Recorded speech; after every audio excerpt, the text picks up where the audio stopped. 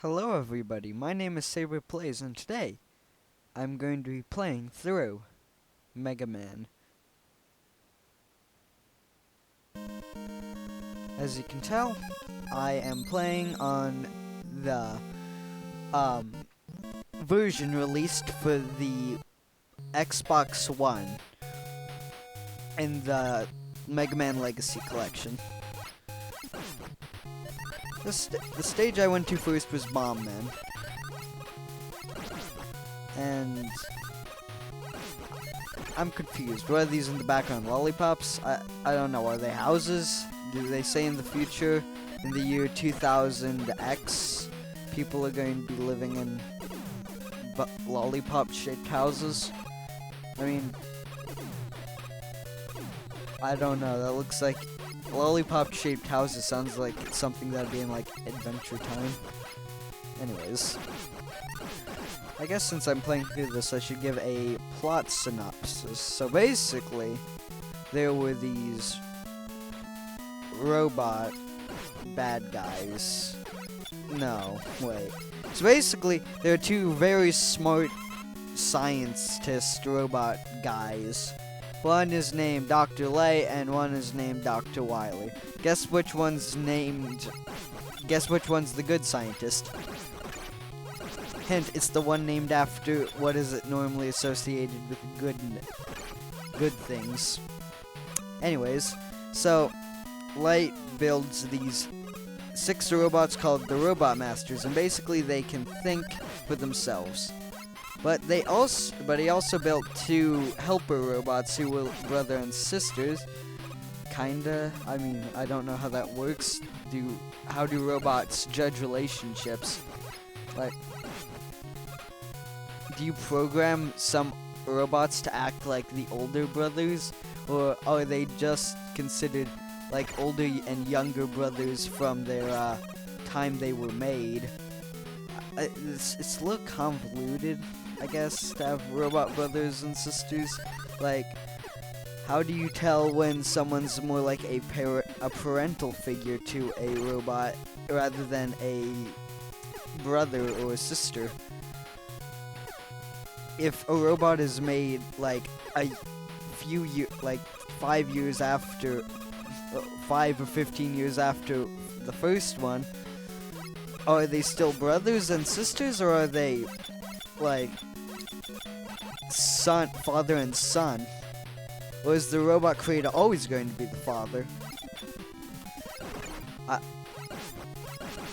This is just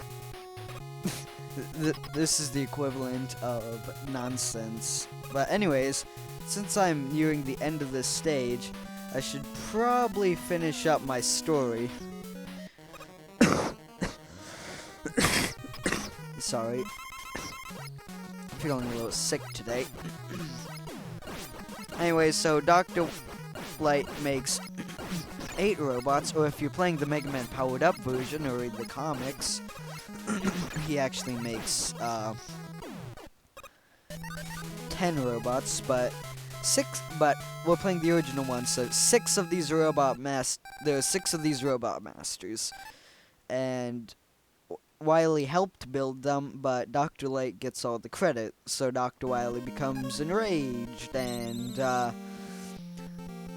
steals the robots and reprograms them for his evil plans. So then,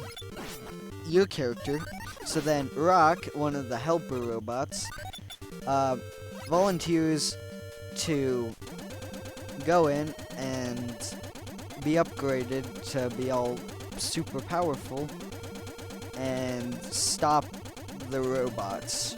So he is upgraded and becomes Mega Man, or Rockman if you're in Japan. If you pause the game, it gets rid of that annoying noise. Oh, no, it's back. Uh-oh. A lot of people hate these enemies, but they don't appear all too often in the game, so I'm kind of indifferent to them. Now, there is a really annoying enemy here. Ah, exactly.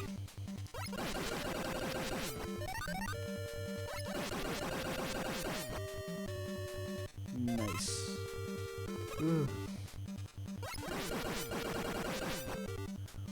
Ooh. There's scary parts to this game.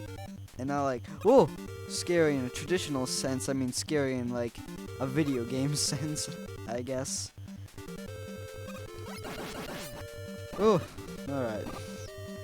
Anyways, so Rock volunteers to become all super powerful robot guy, and he gets a nice blue outfit and a arm cannon, and becomes the robot hero Mega Man. And now he's on a quest to stop Dr. Wily from taking over the world, I guess. Come on. No, I missed. Oh, I missed. Oh, seriously. Ooh. Ooh. Yes. Ah. Ooh. Okay. So, that's the plot. One of the gimmicks of this game, well, it's not much of a... Well, I guess it technically is a... It's a selling point, is once you defeat a robot master, you gain their power. And so I defeated Bomb Man, so I got bombs I could throw. I defeated Guts Man, and I got one of the worst power-ups in the Mega Man series. Not the worst. I don't think anything's worse than Spark Shock, but pretty bad. Now this level is Cutman. This is the level that most people play first, because when they start the game, they might just hit start on the title screen. And this, as you might have noticed from earlier, is the Robot Master that is selected first. So this would be a lot of players' first experiences with the Mega Man gameplay. And it's a pretty good starting level. That's another draw to oops, I accidentally hit jump. That's another draw to Mega Man. Instead of having a set linear path like Mario or Castlevania, it has the approach where you can select any one of the 6 Robot Masters, later 8, then 4, then another set of 4, in any order you want. But there's some boss stages that you don't want to go to first without specific weapons. Like, you don't really want to go to Electman's. The next stage I'm going to be going to is probably Electman's stage. And you don't really want to go to that stage without without Cutman or Gutsman's weapon. Unless you want to replay the stage or die.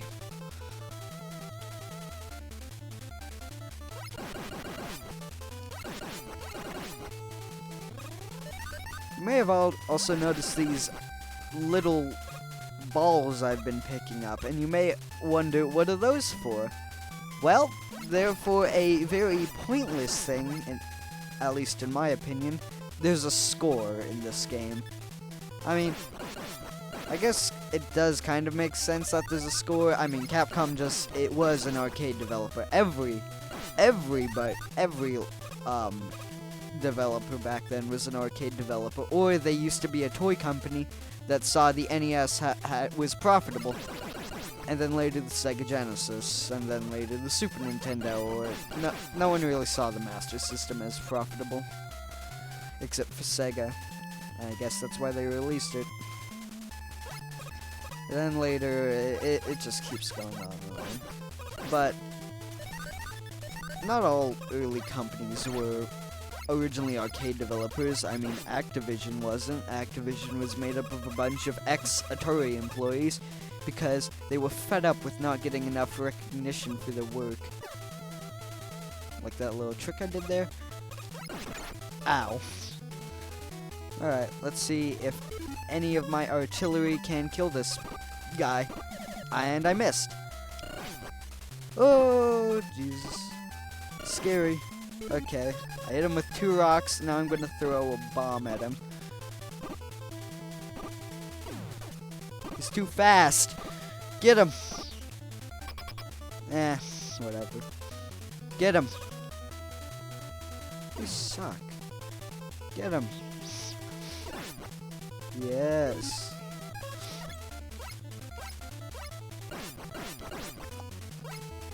But I really like the Mega Man series. It is one of my favorite video game franchises of all time. I really like the first ones. They are an interesting and fast-paced and fun classic platforming series. Yeah, that's another drop. All of the special weapons are strong against one of the bosses. I use Bomb Man's weapon on Gutsman. I use Gutsman's weapon on Cutman. Alright. Last stage we're doing in this video. Electman. Alright, let's do this.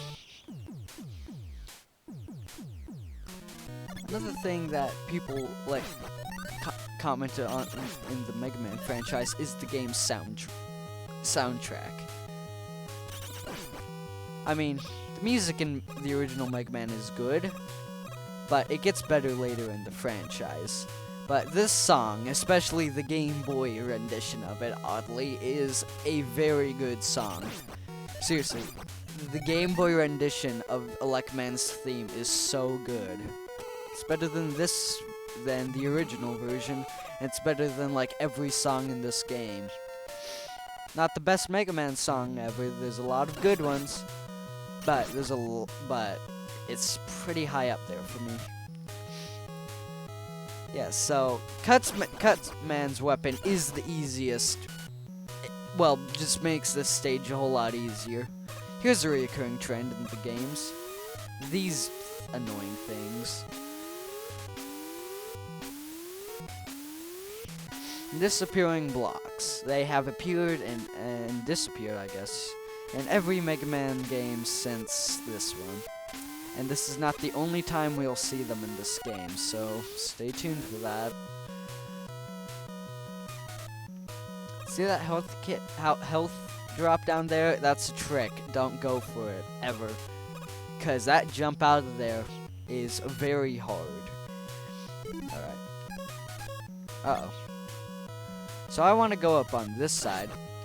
Yeah, I'm gonna get hit. Ooh! Alright.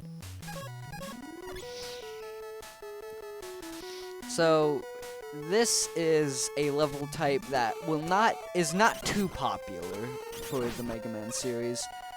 Vertical levels, where they kind of ditch horizontal movement in favor for vertical.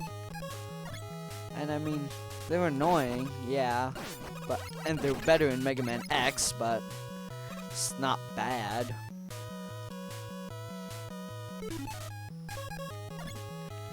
Alright. See this item here? It looks like an optional item, but it's really not. Also, look at the little block on the bottom of the screen. Nope. This game has a lot of little quirks on it. Actually, I want to show you guys something. First of all, it's back, but that's what happens if you hold down at the bottom of that ladder.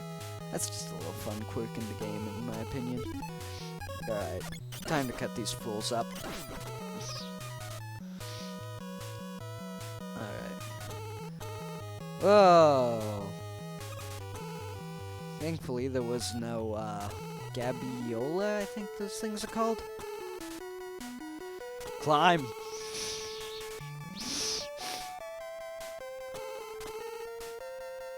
Oh. Jump! Ugh. Hey, this looks familiar. Yeah! It's that room from earlier. But it has no health pack, so it's automatically worse. Alright. So, now it's time to show what that magnet beam does. I kind of messed up showing you what the magnet beam does. Basically, it just allows you to make platforms. Which can help in certain parts. and it's required to beat the game, even though it looks like an optional item. That's important, trust me. Unless I get hit, which I most likely will, because my timing for this section is not perfect.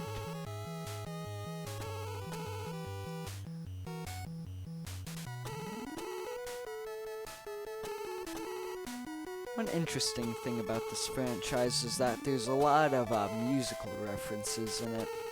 First of all, Mega Man's name is Rock, and I mentioned how he has a sibling, and her name is Roll, Rock and Roll.